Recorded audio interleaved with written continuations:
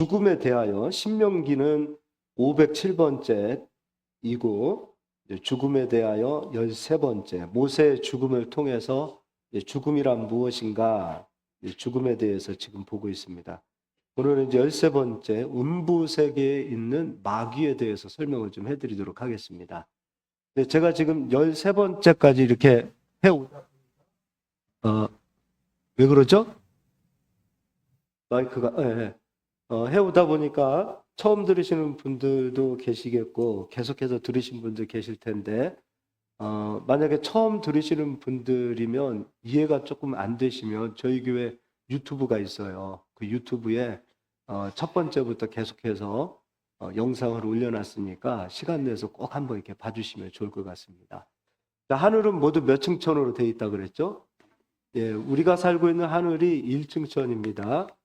하나님께서 궁창을 만드셨죠. 궁창 아래에 물, 또 궁창 위에 물. 그러니까 우리가 보고 있는 이 하늘 위에는 물로 되어져 있습니다.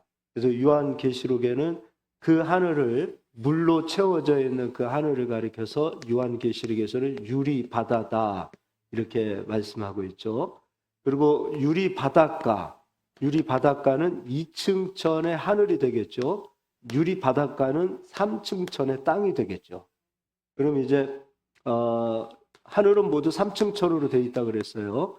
그래서 그 천국을 우주가 너무 광활하다 보니까 우주 어딘가에 천국을 만들고 우주 어딘가에 지옥을 만든 거 아닌가 이렇게 생각하는 것은 잘못되어진 것이라고 설명해 드렸죠. 이 다음에 우리가 구원을 받은 마지막 최종적으로 천국에 가게 되어지는 그 천국은 1층천 안에 있는 천국이 아니라 3층천에 있는 그 공간을 천국이다라고 제가 설명을 해드렸습니다. 그럼 이제 사람이 죽으면 바로 천국에 간다고 했나요? 아니면 낙원에 간다고 그랬죠? 믿는 자는 죽으면 낙원에 들어가죠. 낙원의 세계도 제가 설명해 드렸고요. 그러면 예수님을 믿지 않고 죽은 자는 바로 지옥 가나요?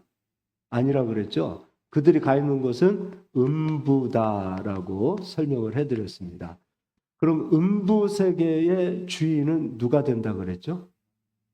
그렇죠. 음부 세계의 주인은 마귀 또 사단이 되어집니다.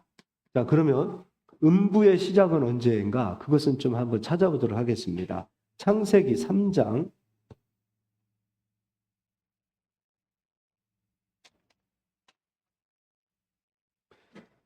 14절을 읽어주시겠습니다.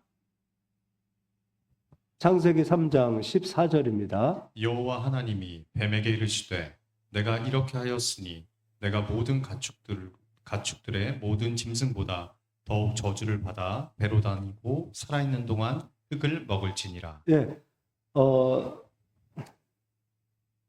뱀이 여자에게 선악과를 먹게 하였죠. 그리고 선악과를 먹고 난 이후에 여자와 남자는 하나님 말씀대로 선악과를 먹으면 너 죽으리라. 그 죽음으로 인하여 여자와 남자는 육이 흙으로 돌아갑니다. 육이 흙으로 돌아가요. 너 죽으리라. 그래서 우리는 육체는 흙으로 돌아가는 겁니다.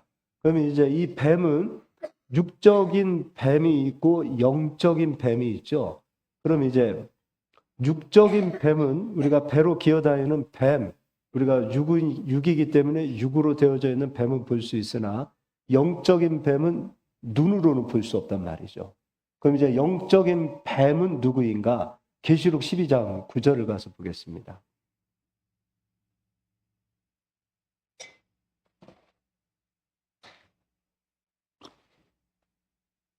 (12장 9절) 한번 읽어주시겠습니까? 큰 용이 내쫓기니 옛뱀 자, 큰 용이죠. 내쫓기니 옛뱀이라고 하고 있어요. 실제로 존재하는 용은 없습니다. 상상 속의 동물이라고 하죠. 또 옛뱀은 창세기 3장의 뱀을 옛뱀이라고 하죠. 이것은 육입니다. 육적인 용, 영적인 뱀, 육적인 뱀. 그럼 이제 영적인 뱀은, 이거 하우링이 너무 많은데 영적인 뱀은 무엇인가? 계속 읽어주세요. 큰 용이 내쫓기니 옛뱀 곧 마귀라고도 하고 사탄이라고도 하며 예. 온 그러면 마귀라고도 하고 사탄이라고도 하며라고 되어 있어요. 큰 용이 내쫓기니 옛뱀이 내쫓기니 옛뱀 마귀라고도 하고 사탄이라고도 하더라. 그럼 마귀와 사탄은 영이죠. 그러니까 영적인 존재는 육의 눈으로 보는 게 아니죠. 영적인 존재는 영으로 볼 수 있는 것이 되겠죠. 그럼 창세기 3장에 뱀에게 너 배로 기어다니는, 하나님께서 저주를 내리실 때 배로 기어다니는 저주를 내리셨고, 그 다음에 너는 무엇을 먹으라고 했어요? 창세기 3장에 흙을 먹으라고 했죠. 흙을. 그럼 실질적인 육적인 뱀은 흙을 먹을 수 있을까요? 못 먹어요. 그러면은 흙을 먹는다라는 것은 영적인 마귀 사탄에게 죽음을 먹으라, 죽음의 왕이 되라, 그 말이 되겠죠. 그러니까 죽음 가운데서 역사하는 영이 뭐냐면 마귀와 사탄이란 말이죠. 그러니까 음부의 시작은 아담이 선악과를 먹고 너 죽으리라 했을 때 하나님 말씀을 어기고 선악과를 먹는 그 시점부터, 아담에게 죽음이 찾아온 그 시점부터 바로 음부가 시작되어지는 겁니다. 그리고 음부에서의 왕은 마귀 사탄이 되어지겠죠. 그럼 이제 낙원의 시작은 언제입니까? 낙원의 시작은 요한복음 1장 29절에 예수께서 세상 죄를 지고 가는 하나님의 어린 양이로다. 요단강에 가면은 세례 요한이 세례를 주었습니다. 그래서 많은 사람들이 그곳에서 죄를 씻는 세례를 받았습니다. 근데 예수님은 하나님이시죠. 그에겐 죄의 씨가 없으시죠. 그럼 예수님은 우리처럼 죄를 씻는 세례를 받으시면 돼야 안 돼요? 그럼 예수님께서 받으시는 세례는 어떤 세례가 되는 거예요? 우리 죄를 짊어지는 세례를 받으신 거죠. 그럼 예수님은 이 세상의 모든 죄를 예수님께서 짊어지시고, 죄의 값은 무엇이라 그랬습니까? 사망. 그래서 예수님께서 십자가에 가서 죽으시는 이유는 죄를 짊어지시고, 우리의 죄를 짊어지시고 우리를 대신해서 십자가에서 예수님이 죽어주신 거예요. 그러면 예수님의 죽음은 죄를 끝낸 죽음이죠. 예수님의 부활은 죄가 끝났다라는 증거의 부활이 되겠죠. 그럼 이제 죄가 끝나는 그 시점부터는 낙원의 세계가 열리게 되어지고, 예수 그리스도를 믿고 예수 그리스도 안에 들어가 있는 자들은 낙원의 세계에 들어가서 낙원 세계 전체가 이 다음에 천국으로 올라가는 거예요. 음부 세계 전체가 지옥이 되는 거예요. 그러니까 베드로후서 3장에 마지막 때 심판을 하나님께서 이 하늘과 땅, 1층천 하늘과 땅을 불로 하나님께서 태우시는 거예요. 누가 그런 얘기 하더라고요. 지구에 핵폭탄이 있어서 핵폭탄을 쓰면 다 불바다가 될 것이다. 근데 땅 정도는 핵폭탄으로 불바다를 만들 수 있어도 우주 공간 전체를 불로 채울 수는 없습니다. 이 불은 하나님께서 내리는 심판의 불이기 때문에 땅과 하늘 전체를 태울 수 있게 되는 거예요. 그러니까 음부 세계는 마지막에 지옥이 되어진다. 그리고 음부의 시작은 아담이 선악과를 먹은 그 시점. 그래서 로마서에서도 아담은 한 사람으로 인하여 죄가 세상에 들어왔고, 또 예수 그리스도로 인하여 우리에게 은혜가 왔다는 거예요. 즉 예수 그리스도의 십자가의 죽음은 우리에게 낙원의 세계를 열어주셨고 음부 세계를 끝냈다는 겁니다. 음부 세계를 끝냈다는 거예요. 자, 그런데 제가 이제 오늘 하는 얘기는 무엇이냐면, 우리가 죽어서 낙원에 들어가는 게 아니고 예수님을 믿는 시점부터 우리는 구원받은 자요 낙원의 세계에 들어간 자가 돼야 됩니다. 맞죠? 그러니까 죽어서만 낙원에 들어갔다라고 고백하면 안 돼요. 예수님을 믿고 산 자가 되어지는 그 시점부터 우리는 낙원 세계에 들어갔다, 이게 되어져야 된다는 거예요. 자, 그러면 낙원 세계에 들어가 있는 우리 성도는 아직 흙으로 들어가지 않았어요. 육을 가지고 있어요. 그리고 영혼도 있어요. 그러면 마귀, 귀신은 육을 가지고 있는 성도들에게서 역사를 하면 됩니까? 안 됩니까? 안 되죠. 그럼 역사를 하면 그건 합법입니까? 불법입니까? 그렇죠. 자, 오늘 제가 이제 그거를 이제 설명해 드리는 겁니다. 자, 다시 한번 정리해 드릴게요. 음부 세계의 시작은 아담이 선악과를 먹고 죄가 세상에 들어온 시점부터이고, 낙원 세계의 시작은 예수님께서 세상 죄를 짊어지시고 십자가에서 죄를 다 끝내셨을 때, 그때부터 낙원의 세계가 되어지는 거예요. 그래서 예수님을 믿는 자들은 멸망하지 않고 영생을 얻으리라. 그럼 그 영생은 죽어서부터입니까? 아니면 여기 살아서부터입니까?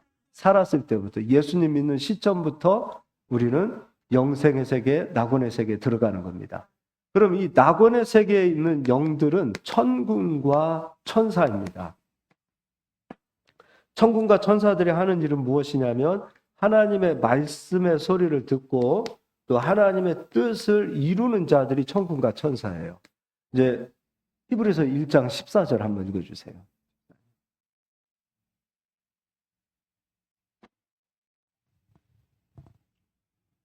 모든 천사들은 섬기는 영으로서 구원받을 상속자들을 위하여 섬기라고 보내심이 아니냐. 예, 구원받은 자들을 섬기라고 누구를 보내셨어요? 천사들, 모든 천사들을 보내놨어요. 근데 천사도 육으로 안 보여요. 천사도 영으로 봐야 되고 마귀도 육으로 안 보여요. 영으로 보는 존재들이에요. 근데 여러분들은 성경은 그렇게 말하고 있죠. 보고서 믿는 자보다 보지 않고 믿는 자가 더 복이 있다. 말씀을 있는 그대로 믿는 믿음을 가졌다면 모든 천사들은 구원받은 하나님의 자녀들을 섬기라고 보낸 것이다라는 그 말씀이 여러분에게 믿어졌다면 그것은 본 것과 같다라는 거예요. 여러분 주위에 천군과 천사가 있음을 믿으시기를 바랍니다. 이거 흔들리지 마세요. 그럼 아직 구원받지 않은 자들 주위에는 영적으로 누가 있어야 됩니까? 마귀와 귀신이 있어야 돼요. 마귀와 귀신이 구원받지 않은 자들에게 있어요. 그러면 이제 이 마귀와 귀신이 하는 일들은 무엇인가? 거기는 누가복음을 가서 좀 보겠습니다. 마가복음 보겠습니다. 마가복음으로 가서 보겠습니다. 신약성경 마가복음 5장입니다.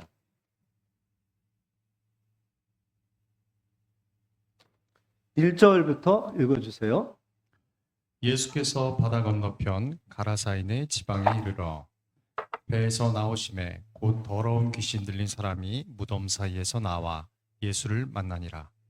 그 사람은 무덤 사이에 거처하는데 이제는 아무도 그를 쇠사슬로도 맬 수 없게 되었으니. 예, 거라사 집안의 한 사람, 청년이라고도 하더라고요. 이 사람에게 귀신이 들렸습니다. 그런데 이 사람은 집에서 거처해야 됩니까? 무덤에서 거처해야 됩니까? 집에서. 근데 이 사람은 지금 무덤에 있습니다. 근데 귀신이 들려있는 이 사람은 사람이 감당할 수 없는 힘이 있죠. 쇠사슬에 매려고 해도 사람이 어떻게 해볼 수 없을 정도로 힘이 강했단 말이에요. 그리고 또 읽어주시기 바랍니다. 이는 여러 번 고랑과 쇠사슬에 매였어도 쇠사슬을 끊고 고랑을 깨뜨렸음이러라. 그리하여 아무도 그를 제어할 힘이 없는지라. 제어할 힘이 있대요, 없대요? 없다라고 되어 있어요. 또요, 5절.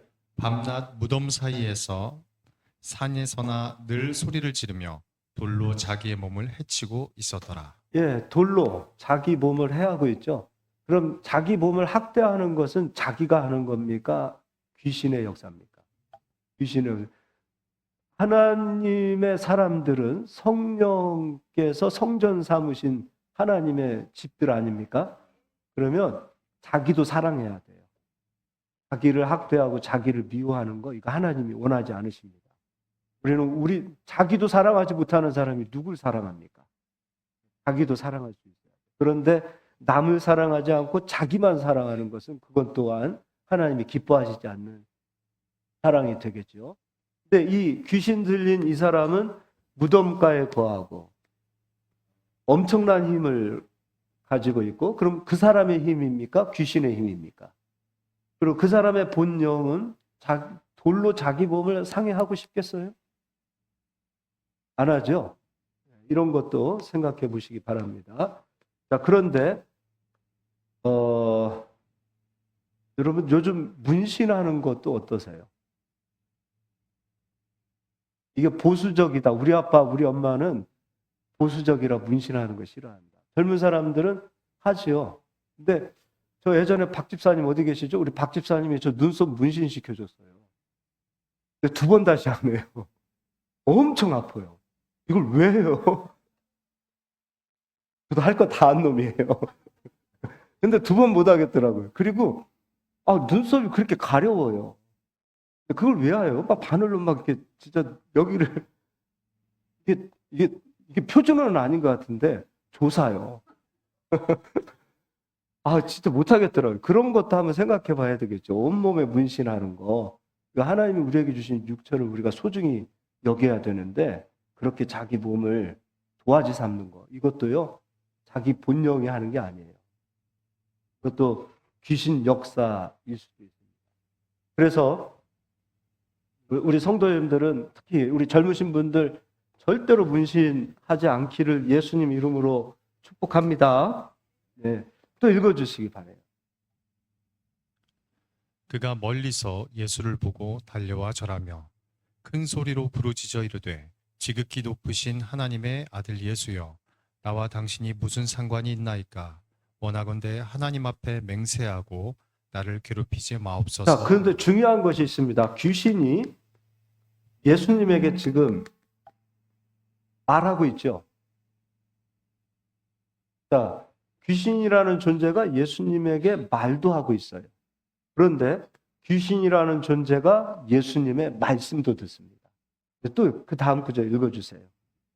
이에 예수께서 이미 그에게 이르시기를 더러운 귀신아 그 사람에게서 나오라 하셨습니다. 네, 예수님과 말도 하고 있고 말도 듣고 있다.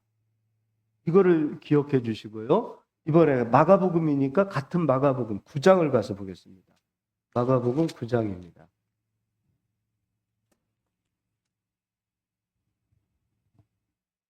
9장 20절 읽어주시겠습니다. 이에 데리고 오니 귀신이 예수를 보고 곧 그 아이로 심히 경련을 일으키게 하는지라 그가 땅에 엎드려져 구르며 거품을 흘리더라. 예수께서 그 아버지에게 물으시되 언제부터 이렇게 되었느냐 하시니 이르되 어릴 때부터니이다. 자, 어릴 때부터예요. 그럼 중요한 겁니다. 언제부터냐라고 예수님께서 물어보시죠. 그런데 어릴 때부터다. 그럼 어릴 때라는 것은 아주 갓난아기는 아니죠. 그럼 아주 갓난아이 때는 그런 일이 없었다. 그럼 어느 시점부터 그렇게 되었다라는 거예요. 그럼 그 아이의 본영은 귀신에 들려서 그렇게 고통당하고 싶지 않겠죠. 근데 언제인가 귀신이 그 아이에게 들어왔는데 그때가 어릴 때라는 거예요. 그럼 이제 보자고요. 가족을 보자고요. 아빠도 있고 엄마도 있다. 그럼 여기에 이제 형제들도 있다. 그럼 이제 할머니도 계신다. 할아버지도 계시다. 여기 귀신 들린 아이 하나로 인하여 온 가족이 같이 고통당하겠죠. 그렇지 않겠어요? 근데 어느 정도로 고통스럽게 이 귀신이 아이를 괴롭히는가 한번 볼까요? 그런데 그 괴롭힘을 보고서도 사람은 어떻게 할 수가 없어요. 아까 여기서도 쇠사슬을 끊어내는 그 힘. 그래서 어떻게 할 수가 없는 거예요, 사람이. 그걸 지켜봐야 하는 그 청년의 부모님이 계시다면 얼마나 고통스러웠을까. 그리고 이 아이를 바라봐야 하는 이 부모님, 가족들은 얼마나 고통스러울까. 사람의 힘으로 어떻게 해줄 수가 없는 거예요. 우리가 솔직하게 이런 일들이 있으면 요즘은 다 병원 데리고 가잖아요. 다 병원 데려가서 약 먹여서 거의 그냥 쭉 사람 처지게 하고 그래서 활동을 못하게 하는 그 정도로 끝내놓잖아요. 오늘 이렇게 마이크가 조금 상태가 그렇지 않아요? 근데 사람의 힘으로 할 수 없는 일들이란 말이에요. 이런 일들이. 그러니까 온 가족이 온 사람들이 얼마나 고통스럽겠습니까? 자, 또 한 번 또 읽어주시기 바랍니다. 귀신이 그를 죽이려고 불과 물에 자주 던졌나이다. 그러나 무엇을 하실 수 있거든 우리를 불쌍히 여기사 도와주옵소서. 귀신이 그 아이를 데리고 가서 불에도 던지지요. 물에도 던지지요. 왜 던집니까? 죽이려고. 그럼 귀신의 사명, 귀신의 일은 살리는 겁니까? 죽이는 겁니까? 죽이는 일이에요. 그러니까 귀신은 죽이게 한다는 거예요. 그럼 죽음을 맞이하면 죽음의 아비는, 사망의 아비는 누가 되는 거예요? 사단이 되는 거죠. 그러니까 귀신은 할 수만 있으면 사람으로 하여금 살지 않고 죽이게 하더라. 죽이는 일을 귀신이 하더라. 또 귀신 들리니까 망하게 하는 일도 하지요. 망하는 일도 귀신이 하는 것을 보게 되죠. 근데 사람으로는 그 귀신을 어떻게 해볼 수가 없더라. 이런 절망적인 상황이 되어지는 것을 보게 되어지죠. 그러니까 귀신은 사람을 죽이는 일을 하게 하더라. 그런데 사람의 목숨은 두 가지가 있다 그랬죠. 사람은 육적인 목숨이 있다 그랬죠. 육적인 목숨은 흙으로 돌아가는 거죠. 그러면 불에도 던졌고 물에도 던졌다. 그럼 이건 육적인 죽음으로 끌고 가는 거죠. 근데 귀신은요, 육적인 죽음으로만 끝나지 않아요. 가장 큰 죽음이 바로 영적인 죽음이죠. 그러니까 영적인 죽음은 예수님을 믿음으로 살게 되어지는데, 귀신은 할 수만 있으면 사람으로 하여금 예수님을 믿게 합니까? 못 믿게 합니까? 그럼 예수님을 못 믿게 하는 일은 영적으로 보았을 때는 누가 하는 거예요? 귀신이 하는 거예요. 그러니까 그럼 성경에 목사님 그런 얘기가 있습니까? 한번 찾아볼까요? 신약 성경입니다. 신약 성경 고린도후서 4장입니다.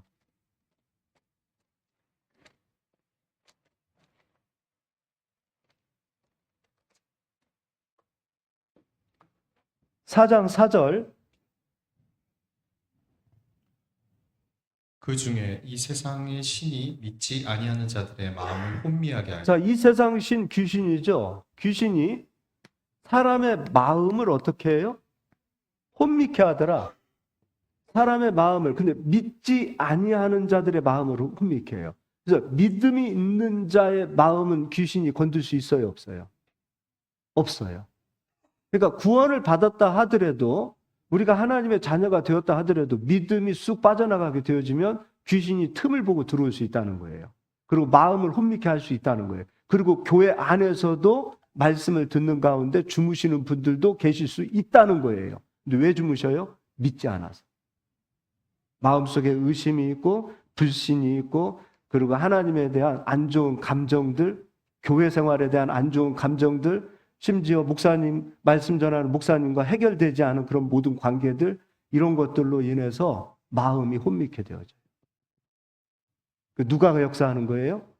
귀신이. 귀신이 귀신같이 사람의 마음을 알아요. 아, 저 사람 속에 믿음이 있다. 저 사람은 믿음이 없다. 귀신이 알아요. 저 사람은 지금 마음에 쓴뿌리가 있다. 저 사람은 마음에 지금 하나님보다 세상이 더 있다. 귀신이 귀신같이 알아요. 근데 믿음으로 차 있는 사람은 귀신이 건드릴 수가 없어요. 믿음이 없는 사람들은 귀신이 자기 밥으로 여겨요. 그러니까 거듭나서 낙원 세계에 들어왔다 하더라도, 주위에 천군과 천사가 그들을 호위하고 있다 하더라도, 믿음이 없는 선택, 믿음이 없는 길을 걸어가면 귀신이 역사할 수 있다 없다? 있다는 거예요. 그래서 예수님께서 깨어있으라고 했어요. 깨어있으라고. 그러면서 그 중에 이 세상 신이 믿지 아니하는 자들의 마음을 혼미하게 하여 그리스도의 영광의 복음의 광채가 비치지 못하게 함이니 그리스도는 하나님의 형상이니라. 그러니까 예수 그리스도의 복음을 믿지 못하도록, 복음의 빛이 그 사람 속에 들어오지 못하도록 그것을 막고 있는 영적인 존재가 귀신이더라는 거예요. 자, 뱀도 육으로는 기어다니는 뱀을 우리가 볼 수가 있어요. 근데 영으로 활동하는 뱀, 마귀와 사탄은 우리가 눈으로 분별을 못합니다. 그런데 귀신도 마찬가지예요. 귀신 여러분 존재합니다. 실질적으로 존재해요. 귀신 쫓아내보면 분명히 남자인데 그 속에서 여자 소리가 나와요. 분명히 아이인데 그 속에서 할아버지 소리가 나와요. 그러면 그 아이는 아이거든요, 아이. 근데 그 속에 귀신 할아버지가 들어가면 할아버지 소리가 나와요. 존재해요. 실제로 아이가 일부러 연기하면서 할아버지 소리 낸다? 그렇지는 않잖아요. 아이는 아이의 소리가 있어요. 할아버지의 소리는 나이도 목소리도 나이가 들면 이 목소리도 늙어가요. 그 늙은 목소리가 아이 속에서도 나오더라는 것이죠. 귀신 여러분 실제로 존재해요. 존재한다는 거예요. 그렇기 때문에 우리가 마지막 때 믿음으로 깨어 있어야 돼요. 아까 그 어린 아이의 아버지에게 예수님께서 하셨던 말씀이 있어요. 믿는 자들에게는 능치 못할 일이 있겠느냐. 믿음 가지라는 거예요. 믿음. 그러니까 우리가 가져야 될 것이 믿음입니다. 여러분, 하나님의 말씀을 허투루 듣지 않기를 바랍니다. 말씀을 귀하게 여기고 존귀하게 여기고 믿으려고 애쓰시길 바랍니다. 우리 재봉 집사님, 아까 그 아이 마가복음 9장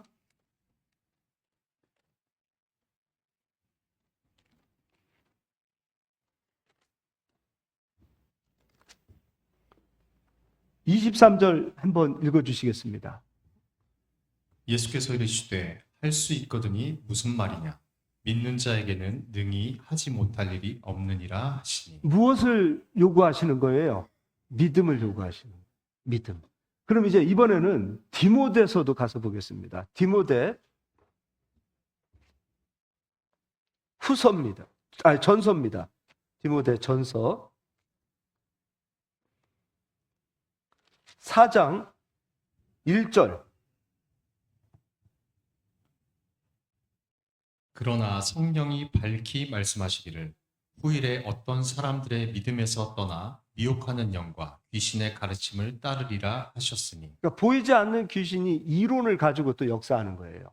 복음이 아닌 복음인 척하는 다른 이론들.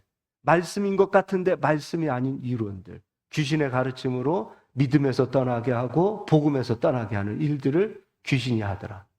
육으로 들어왔을 때는 질병도 나타나고 돌로 자기 몸을 상해하는 일도 나타나고 불에도 들어가고 물에도 들어가는 일이 나타나지만 영적인 이 일로는 예수를 못 믿게 해서 어쨌든 구원받지 못하게 하고 끝까지 낙원세계가 아니라 음부세계로 끌고 가고자 하는 일들을 귀신이 하고 또 낙원세계에 들어와 있는 성도들을 할 수만 있으면 틈을 보고 성도를 넘어뜨리게 하는 일들을 귀신이 하더라는 거예요.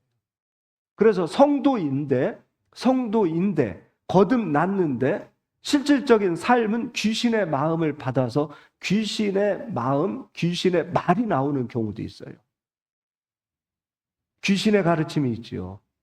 이것은 하나님의 성령의 역사가 아니다라고 분명히 말하고 있는 부분인데 귀신이 좋아하는 시기, 질투, 미움, 남 수근수근하는 일들, 다투는 일들, 이 모든 일들은 귀신의 역사이지 하나님의 역사가 아니란 말이죠.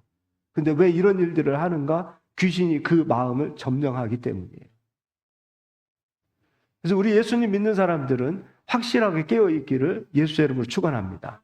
자, 그럼 이제 우리가 이 힘도 강하고 제어할 힘도 없을 만큼 이 무시무시한 이 더러운 귀신을 우리가 이길 수 있는 힘은 우리의 힘인지 아니면 믿음인지 이제 그 부분을 설명해 드리도록 하겠습니다. 그리고 이 설교를 들으시고 나서도 부탁하는 것은 절대로 믿는 자는 귀신을 두려워하지 않기를 바랍니다. 귀신이 우리를 두려워해야지 우리가 귀신 두려워하면 안 돼요. 근데 귀신이 또 귀신같이 알아요. 저 사람이 정말로 우리를 두려워하는지 아니면 귀신을 진짜 바보로 알고 있는지 알아요. 오늘 이 말씀 이후부터 지금까지 1부고 2부 다시 들어가는 거예요. 이제 이 믿음을 확실히 가지시고 담대했으면 좋겠습니다. 로마서 6장을 보겠습니다.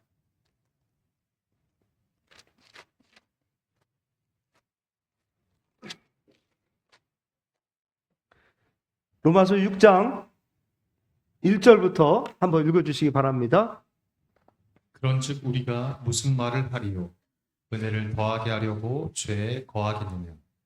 그럴 수 없느니라. 죄에 대하여 죽은 우리가 어찌 그 가운데 더 살리요? 무릇 그리스도 예수와 합하여 세례를 받은 우리는 그의 죽으심과 합하여 세례를 받은 줄을 알지 예. 못하느냐? 우리의 세례는 죄를 씻는 세례지요. 근데 예수님의 세례는 죄를 짊어지는 세례를 받으셨습니다. 그래서 우리가 예수님과 세례로 합한 자가 되어야 합니다. 우리의 세례는 죄를 씻는 세례, 예수님의 세례는 우리의 죄를 짊어지는 세례라는 거예요. 또 읽어주시기 바랍니다. 그러므로 우리가 그의 죽으심과 합하여 세례를 받음으로 그와 함께 장사되었나니 이는 아버지의 영광으로 말미암아 그리스도를 죽은 자 가운데서 살리심과 같이 우리도 또한 새 생명 가운데서 행하게 하려 함이라. 예, 예수님과 함께 장사되었다. 그럼 예수님께서 십자가에서 죽으실 때 우리도 함께 죽었다는 거예요. 예수님께서 십자가에서 죽으실 때 예수님만 죽었다로 끝나면 안 돼요. 예수님만 죽으셨다가 아니라 예수님과 나와 함께. 그러나 실제로 우리는 죽지 않았잖아요. 근데 예수님은 우리 죄에 대한 값으로 십자가에서 죽으셨단 말이에요. 근데 나의 죄를 예수님에게 올려놓았을 때 예수님께서 십자가에서 그 죄에 대한 값으로 죽으셨을 때 하나님께서는 예수님을 믿는 자들은 예수님과 함께 죽었다라고 하나님께서 인정해 주시겠다는 거예요. 이게 어떤 법이에요? 8장 1절, 2절을 한번 읽어주시기 바랍니다. 그러므로 이제 그리스도 예수 안에 있는 자에게는 결코 정죄함이 없나니 예수님 안에 있는 성도에게는 정죄할 게 있대요, 없대요? 없대. 만약에 정죄할 게 있으면 마귀는 틈타고 들어올 수 있겠죠. 그리고 또 읽어주세요. 이는 그리스도 예수 안에 있는 생명의 성령의 법이 자, 예수님의 십자가는 생명의 성령의 법입니다. 생명의 성령의 법.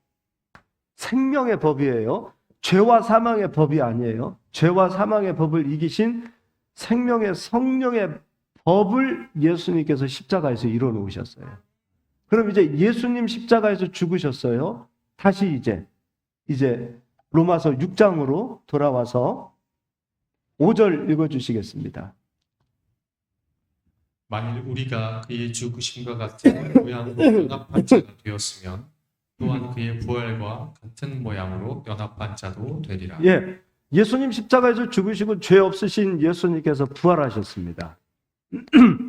그런데 예수님 십자가에서 죽으실 때 우리도 함께 죽었다로 끝나지 않고 예수님 부활하실 때 우리도 함께 부활했대요. 믿으십니까? 네. 그럼 이 조건만 가져도 귀신은 생명의 성령의 법 안으로 들어올 수 없죠. 그럼 우리의 믿음은 어떤 믿음인가? 내가 지었던 모든 죄, 그리고 앞으로 예수님을 믿고서도 지을 수 있는 모든 죄도 예수님 십자가와 함께 죽었다. 자, 지금 오늘부터 죄 안 지을 수 있는 자신 있는 분 손 한번 들어볼까요? 우리 가은이는 죄 안 지을 것 같은데. 자, 우리 송성 교사님 자신 있습니까? 없어요? 네, 없어요. 그렇죠? 오늘까지 지었던 죄도 예수님과 함께 앞으로 주님 나라 가는 그날까지 사는 모든 날 동안에 지어야 할 죄도 예수님과 함께 죽었습니다. 죽었기 때문에 부활하는 거예요. 아직도 안 죽었다 그러면은 나는 부활에 동참하는 게 아니에요. 우리 다음 주 부활주일이잖아요. 이 믿음으로 부활에 동참하실 수 있기를 바랍니다. 자, 이번에는요. 히브리서 2장 14절을 가서 보겠습니다.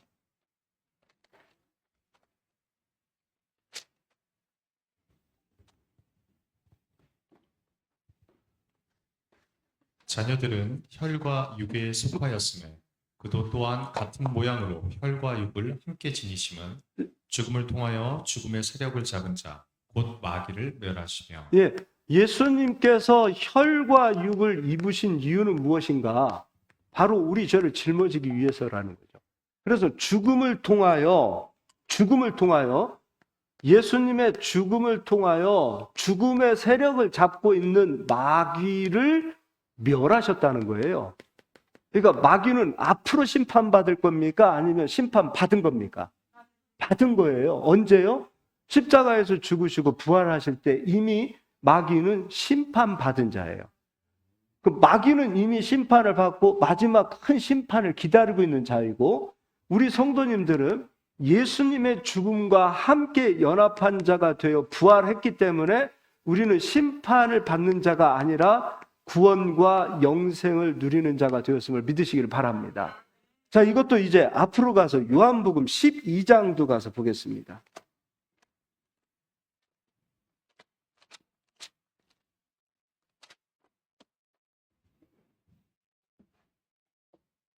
(12장) 31절. 이제 이 세상에 대한 심판이 이르렀으니 이 세상의 임금이 쫓겨나니라. 이 세상 임금 마귀가 심판을 받고 쫓겨난다고 말씀하고 있습니다. 그럼 언제요? 그 뒤에 읽어보겠습니다. 32절입니다. 내가 땅에서 들리면 모든 사람을 내게로 이끌겠노라 하시니. 땅에서 들린다. 그때 모든 사람을 내게로 이끌겠다는 거예요. 그럼 땅에서 들린다라는 것은 어디에 들리는가? 십자가의 죽음을 말씀하고 있어요. 그래서 33절. 이렇게 말씀하심은 자기가 어떠한 죽음으로 죽을 것을 보이심이로라. 아멘. 자, 그러면 예수님 십자가에서 죽으셨을 때 이 세상 임금 마귀가 심판을 받았어요. 믿으시지요? 예수님의 죽음으로 마귀의 일을 하나님께서는 끝내놓으셨어요. 자, 예전에 제가 이제 전도사 때입니다. 전도사 때. 그때 이제 저희가 새벽 예배가 4시에 시작을 했고 제가 3시부터 일어나서 차량 운행을 했었습니다. 그런데 그때 1시쯤인가 새벽 1시쯤인가 잠이 부족한데 우리 교회 장로님이 오셨어요. 장로님 그리고 아내 되는 권사님이, 그 교회 권사님이 이제 제가 전도사 그 이제 사택에서 자고 있는데 막 꽝꽝꽝꽝꽝꽝 해가지고 저를 깨웠어요.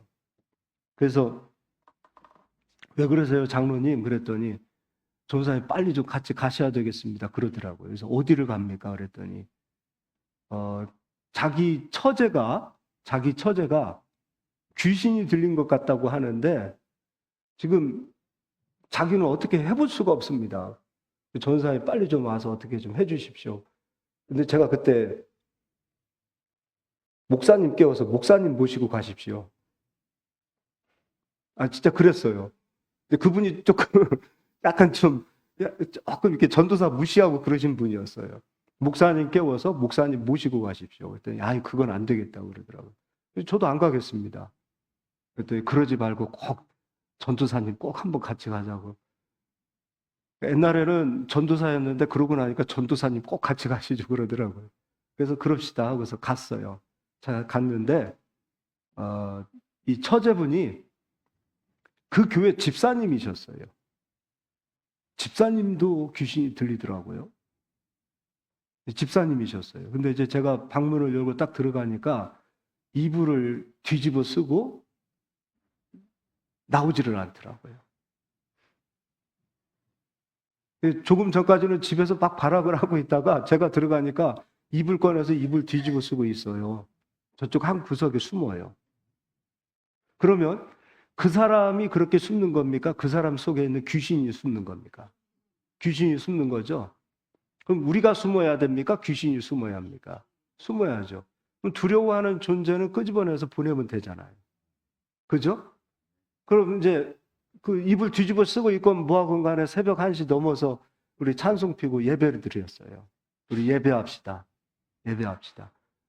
그리고 찬송 부르고, 그리고 그때 호세아서에 간음하는 그 여인의 말씀을 꺼내서